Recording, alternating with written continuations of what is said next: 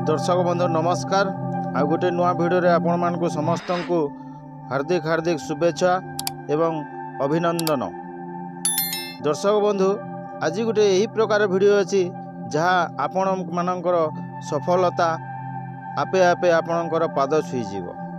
कहीं ना आज भिडियो रे आमे जानिबा गोटे सफल व्यक्ति हेबार उपाय। तो दर्शक बंधु आसंतु आपणकर बहुमूल्य समय दे आमर ये 5 मिनट गोटे वीडियो को शेष पर्यंत देखंतु एवं यही वीडियो देखिला परे आपण आपणे पारिबे कि गोटे सफल व्यक्ति हेबार पछरे कारण कोन थाए। तेबे आसंतु वीडियो को आरंभ करिबा। मरिबा सहज बंचिबा कष्ट, निजको मजबूत करि दियो, बंचिबा सहज होई जीवो, समस्या आउ डरई पारिबो नाही। अन्य को विश्वास कर किंतु अन्य उपरे निर्भर रे रुह नाही। निज भूल को लुचेई दे कहती ए दुनियाटा खराब हो गलानी। एमिति केही नाही जे केबे भूल करी नाही, किंतु सी ही आगक बढ़ी थाए जे निज भूल रु किछि शिक्षा मिली थाए। मनीष जेते बेले ठीक कथा कहे ताको खूब कम लोक विश्वास करती, किंतु जेबे मनीष कहा विषय रे निंदा करे बा अपवाद करे बा मिछरे दुर्नाम करे ताको प्राय समस्ते विश्वास करती। जेबे जीवन रे दो छकी पड़िबो सेते बेले एतिकी भाबी नेबो जदि रास्ता मिली जाए तेबे ठीक न हेले मते मो पई रास्ता तैयारी करबा को ही पड़िबो। कारण हारी जीवा लोकर कहानीर कोनोसी मूल्य न थाए। इतिहास ताहार संघर्ष रे लेखा थाए जे शेष रे जीति थाए। भूल कर एवं ताकू निजे ही समाधान कर। जहाँ पाखरे भूल करिछ बोली कही निज पई दुर्बलता बढ़ाओ नाही। समय ठीक की भूल होई न थाए। बस करुथिबा कर्म को ठीक समय रे कर, देखिबो सबु समय ठीक होई जीवो। कारण तुम 100टी ठीक काम लुचि जाए जेबे तुमर गोटिए भूल धरा पड़ी जाई थाए। राताराती कहीं कोटिपति होई नाही बंधुगण, किंतु हाँ राताराती गोटे मनीष गरीब निश्चय हो जाई थाए। सेतिपाई बंधुगण राजा भली बंचिबाकू हेले गुलाम भली परिश्रम करिबाकू पड़िबो एवं राजा भली जीवन मिलिबा परे मंत्री भली बुद्धि रखिबाकू पड़िबो। तुमे दुनिया सामने सफल हेबाकू चाहुतिले प्रथमे निज इच्छा एवं मन उपरे विजय प्राप्त करिबाकू पड़िबो। जहाँ पाखरे एका चलिबार साहस थाए दिने से ता पछरे सारा दुनियार चली थाए।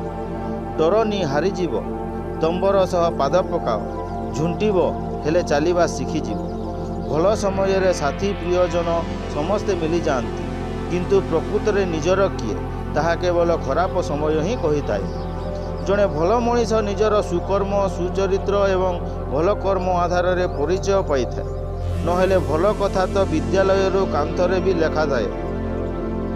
जीवन रे ऊपर को उठिबा समय रे समस्तंक सह भल व्यवहार कर। कहीं ना जेबे जदि केबे तलकू खसीजीव सेते बेले सही लोकंक सह सामना हेबो जो लोक मानंकु तुमे केबे पछरे छाड़ी थिलो। सुख दुख जहाँ भी मिलू ताकू आदर सह ग्रहण कर। खराब भल यह ही तो जीवन, सबुदिन समान कटिबो नाही। आजिर दिन दुखरे कटिथिले काली को खुशीर अनुभव हेबो।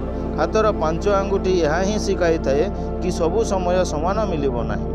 तेबे दर्शक बंधु जदि एका चलिबाकू पड़े केबे डरी जीव नाही। कारण श्मशान शिखर एवं सिंहासन उपर को मनीष को एका ही विराज हेबाकू पड़े। जीवन सेते बेले सुंदर होई थाए जेबे तुमे खुशी रे थाओ एवं सेते बेले सतरे अधिक सुंदर होई थाए जेबे तुम सह अन्य माने भी खुशी रे रहंती। जहार मन रे केवल स्वार्थ थाए, जो माने पिठी पछरे अन्यर खराब चिंता करिथांती, जे निजर एवं अन्य मानकर समय को नष्ट करिथांती, एमानंक ठारू दूरे रुहंतु। कारण एमाने आगकू जानतु किंबा न जानतु, किंतु तुमको केबे आगकू बढ़िबाकू देबे नाही।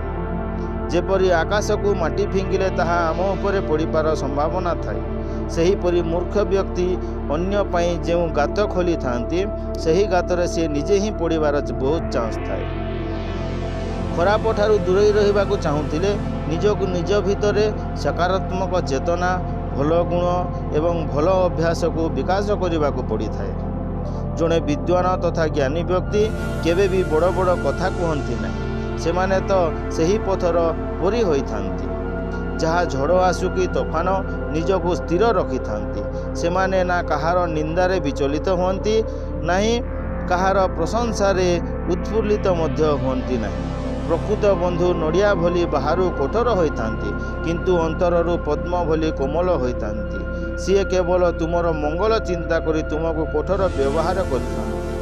ବିଦ୍ୟା ଭଳି ଉପକାର ବନ୍ଧୁ ନାହିଁ, ସତ୍ୟ ଭଳି ତପସ୍ୟା ନାହିଁ, ରୋଗ ଭଳି ଆଉ ଦୁଃଖ ନାହିଁ ଏବଂ ତ୍ୟାଗ ସମାନ ସନ୍ତୁଷ୍ଟି ହିଁ ଏହି ସଂସାରରେ ଆଉ କିଛି ନାହିଁ। କାମ କରିବା ବ୍ୟକ୍ତିକୁ କାମନା ଛଡ଼ା ଭଲ ମନ୍ଦ ଦେଖାଯାଏ ନାହିଁ। ଅହଙ୍କାରୀ ଆତ୍ମଗର୍ବୀ ବ୍ୟକ୍ତିଙ୍କୁ ନିଜ ଛଡ଼ା ଆଉ କିଛି ଦେଖାଯାଏ ନାହିଁ ଏବଂ ସ୍ୱାର୍ଥପର ଲୋଭୀ ବ୍ୟକ୍ତିଙ୍କୁ ନିଜ ସ୍ୱାର୍ଥ ଛଡ଼ା ଆଉ କିଛି ଦେଖାଯାଏ ନାହିଁ।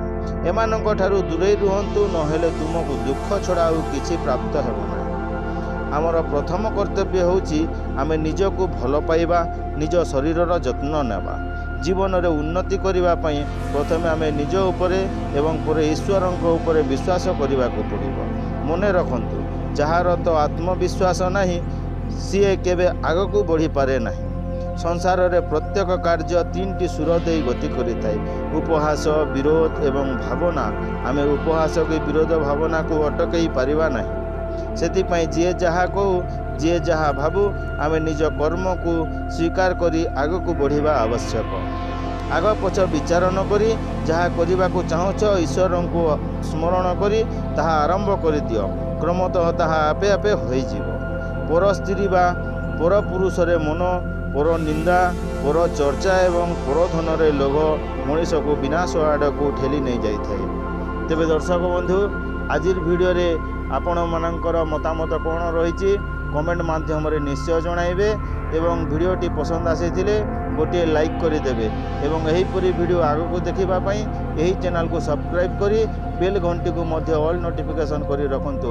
କାହିଁକିନା ଏହିପରି ଭିଡ଼ିଓ ମୁଁ ଯେତେବେଳେ ଅପଲୋଡ଼ କରିବି ନୋଟିଫିକେସନ୍ ମାଧ୍ୟମରେ ଆପଣମାନେ ସର୍ବପ୍ରଥମେ ଭିଡ଼ିଓକୁ ଦେଖିପାରିବେ। ତେବେ ଦର୍ଶକ ବନ୍ଧୁ, ଆଜିର ଭିଡ଼ିଓରେ ଏତିକି।